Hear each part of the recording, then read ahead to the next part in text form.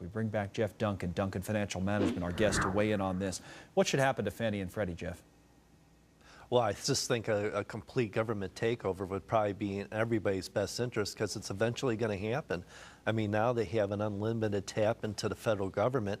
Why does this not make it take the next step and move it forward? Because at this stage of the game, their losses are going to continue to build up as the real estate market continues to weaken even further than what it is from today. Yeah. But as time goes on, I think people will understand that the losses are too huge for the public to go ahead and just basically let the government take it over. So you're an advocate of a complete government takeover. It's interesting because some Republicans have said, well, what we really need to do is we need to wind these companies down, privatize them, get the government out of it completely, and allow the private market to be the backing of the mortgage market. And you say, no, the government should take these over. Why complete government takeover as opposed to a complete privatization, which is really the polar opposite view?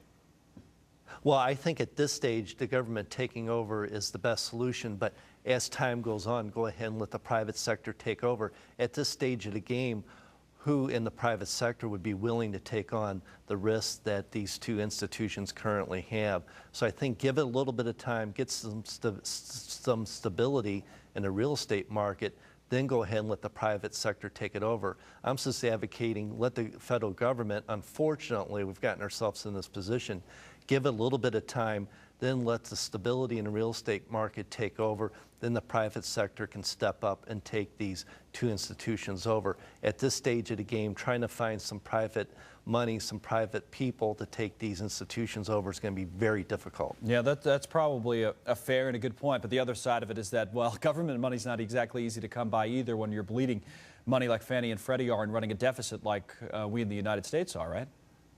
I agree with that, but we just have gotten ourselves into a very sticky situation, and at this point, this seems to be the only viable solution. Do you think housing? We have to give it some time. Do you think housing's starting to turn around? I mean, we talked about the home sale numbers that are coming out later this morning and expected to be down again for last month, and after it started to look like, as we made the point in our story, that the homebuyer tax credit maybe it stabilized things. Now that's starting to fade away. Where are we in the housing turnaround?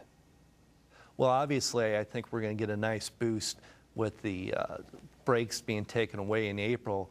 The true story will be June, July, and August when we get into the summer months and the tax breaks are no longer going to be in place unless they extend them. But it doesn't appear that that's going to happen. But we have seen some stabilization in California, but we still have a lot of issues in other states.